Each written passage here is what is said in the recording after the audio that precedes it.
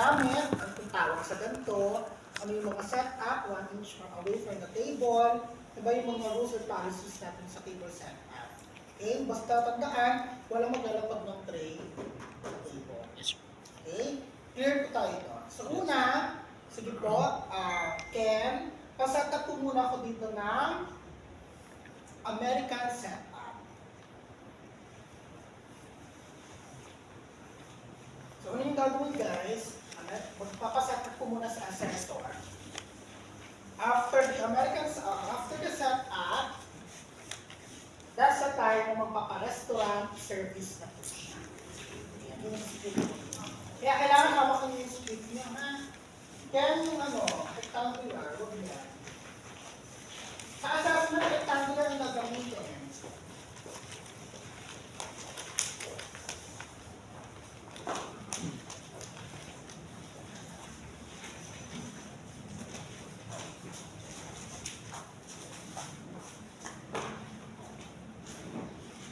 Pag-base kayo lagi sa table na yun yung pinaka-center po niya. Siguro adjust pa sa taas.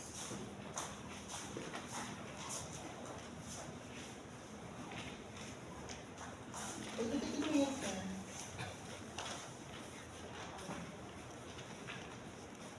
American na. Kasi diba, ang American setup, ang partner po niyan is American service.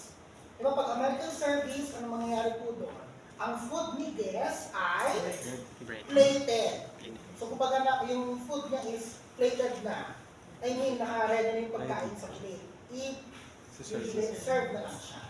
Okay? Kapag Russian setup naman, so yung Russian setup natin ay usual.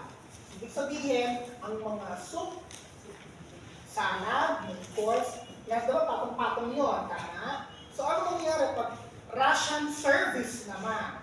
Ano gagawin pag Russian service? Isa-isang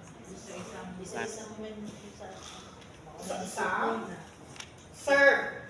Isa-isang serve dun sa plate niya. Kasi ang Russian service is yung mismong food, hawak po ni waiter, ita-transfer po niya yung food doon sa plate niya. So, ibig sabihin, kung naka-Russian setup ito, ang unang setup is yung soup, tama? So, kailangan meron tayong dalang soup tureen, yung soup ladle, pag Russian service, sasalukin natin yung soup, ilalagay sa soup bowl. Ganun ang atake niya. Nakuha po. So, pag tapos na siya, kunin ng soup, alis. O, salad naman. Ganun, kunin yung salad bowl, kunin mo, salukin mo siya, transfer mo yung food. Ganun ang Russian service. Nakuha po? Clear po tayo doon, ha? Russian service. Ganun ang atake niya. Kapag French setup, di ba, ang matitira lang doon, ang matitira lang po doon is yung show plate. Parang show plate lang. Wala po yung mga dinner plate, salad, tsaka yung soup. Tama? Pero yung mga utensils niya nandito sa sides. Clear? Ano po, di ba? So, paano naman po ang French service? Sa French service, gumagamit tayo ng guéridon. Guéridon na trolley. Ibig sabihin po nun, ang food ni guest ay lulutuin siya in front of the guest.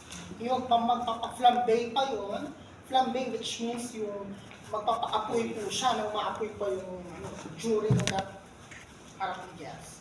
Ganun po ang atake. No? Mas transfer yung na plated niya, again sa show plate. Ganun ang atake. No? Okay? Clear po tayo.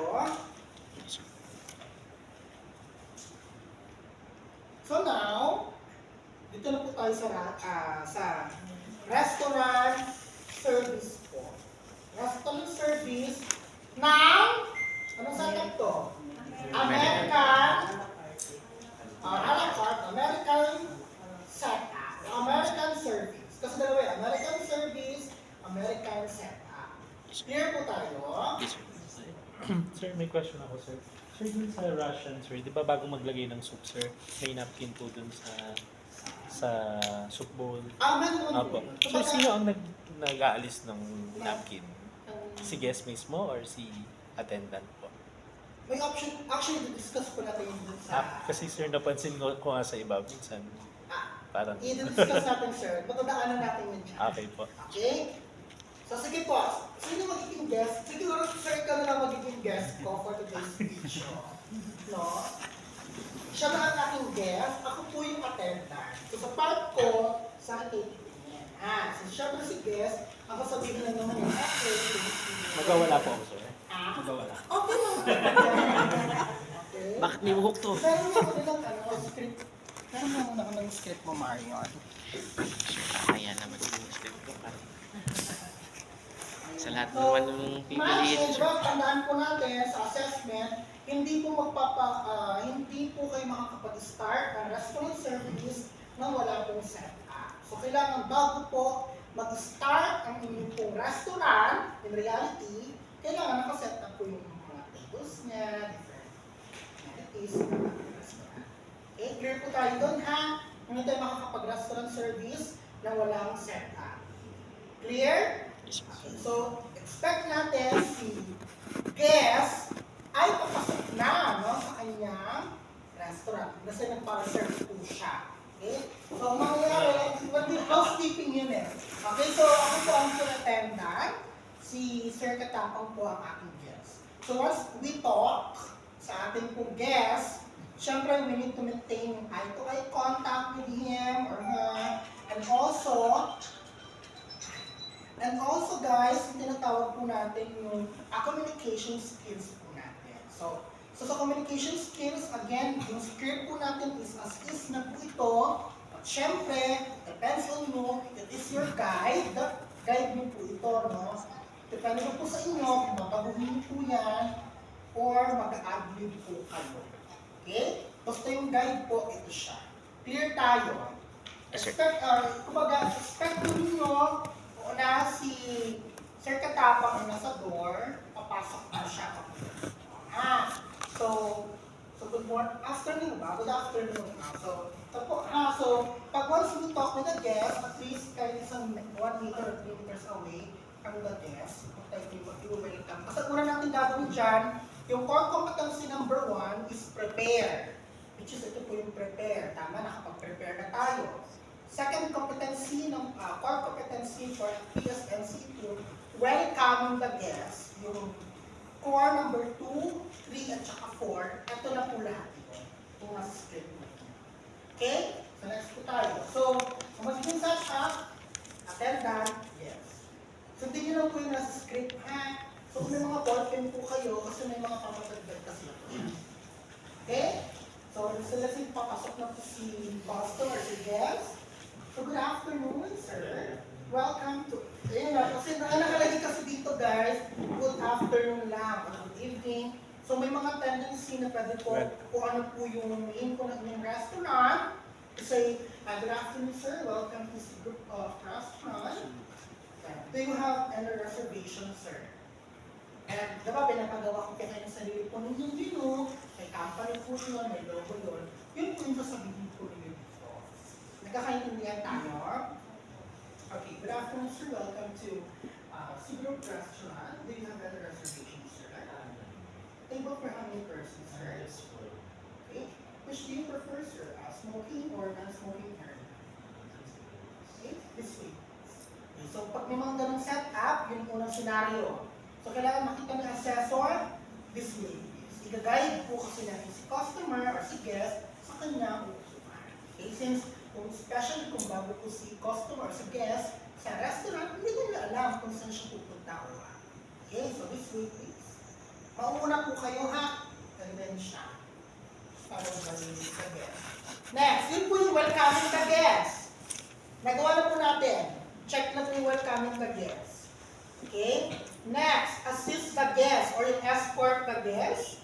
Yan, excuse me sir, are you fine with this table? Tuturo po ninyo ha. Excuse me sir, are you fine with this table? Okay, have a seat sir.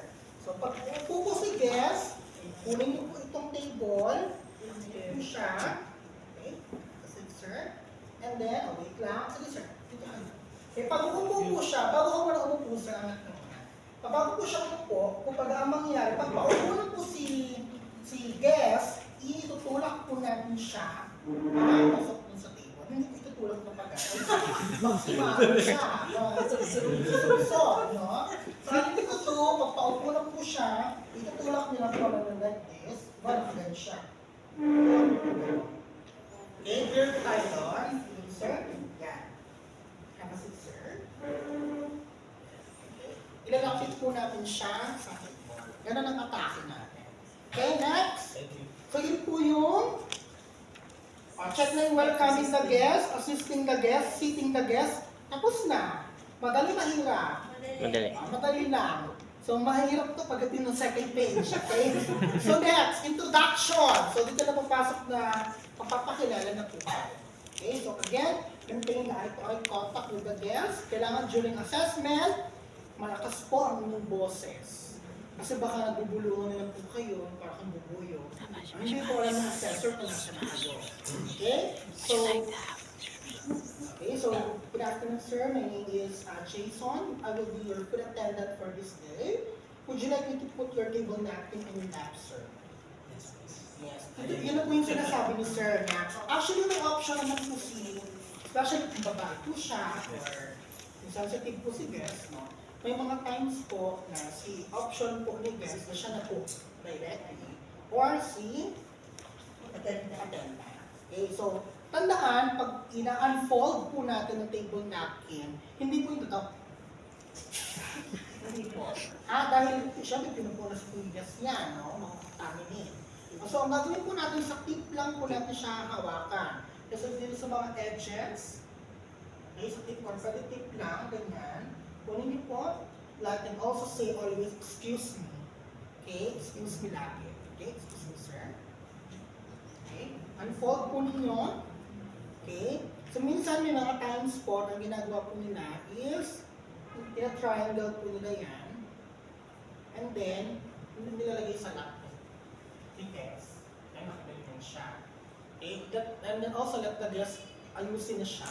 Okay, may mga times naman po na ang ginagawa po doon pagka-unfold, okay, patong lang po siya.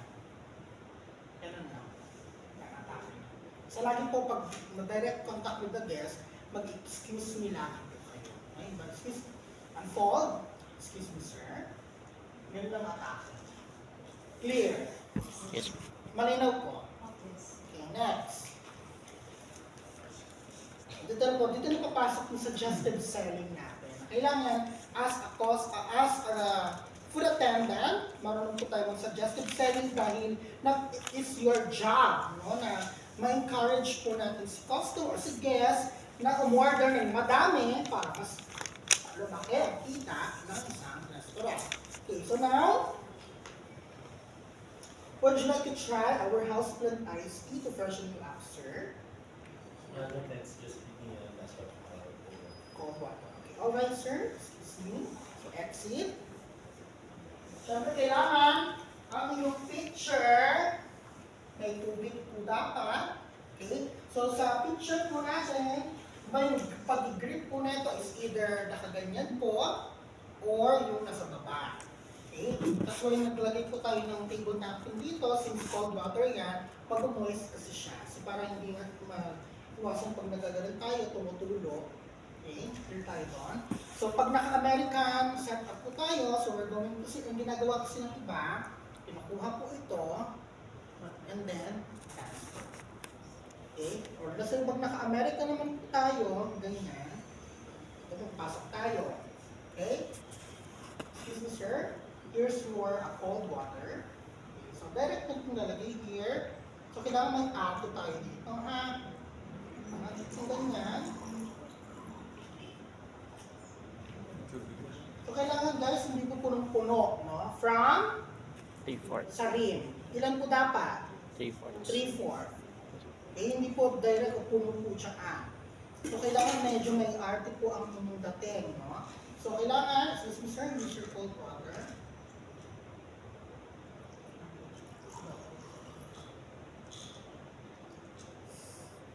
Excuse me sir. Ganun na lang tayo yan. Again ha, observe ang mise en place. Kung saan niyo po kinuha, babalik po sa dati. Next, anong susunod? Ano po? Serving. Kung nakita niyo po dyan na serving water. Serve water on the Right. right side of the desk. Bakit po right side? Dahil yung water goblet nasa Right. right. So, ganun lang po. So, nakalagay dyan, serving bread naman po. So, pag serving bread, serve the bread on the Left side. left side. Why? Because ang bread nasa left. Okay, ganun po.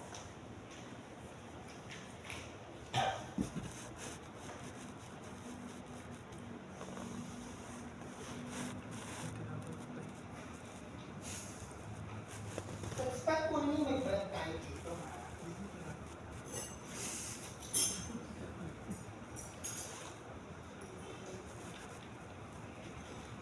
Ito po. So, sample lang natin.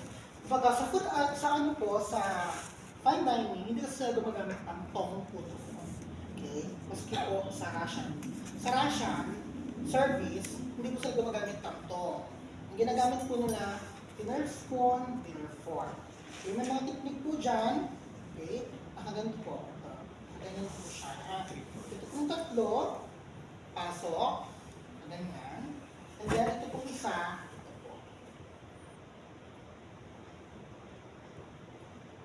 Yan, nakaganyan po siya. Okay, so para pag let's say,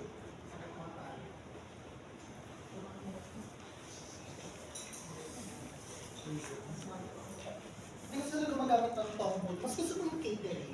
Ito yung ginagamit ko nila. Ganito. Okay, so pag ang eksena po niyan, di ba, serving the bread. Pag mag-serve po kayo ng bread, hindi po kayo pwedeng tumaan dito. Mag-model po kayo. Hindi po. Bawal sa harapan ni guest. Sa likod na po lang. Okay? So, eksena po dyan, excuse me, sir. Here, sir, complimentary bread. Diba? Okay, yung croissant. Wasan. Yan yung croissant po, sir. So, pwede niyo pong i-try ito, ha? Yun niyo po. Ito, tatlo. Parang hindi magiging chopstick or tong po ninyo. And then ito po. Ang plan. Ayan po. Ito. Sarap. Wala kayong tong sa bahay, nagpiprito ka ng isda or ng mga hotdog or ano man, ito gamitin mo. Sige po. Try na mo. Ikot mo na lang. Meron ba dito? Try mo lang. Kasi sa ano po, gagawin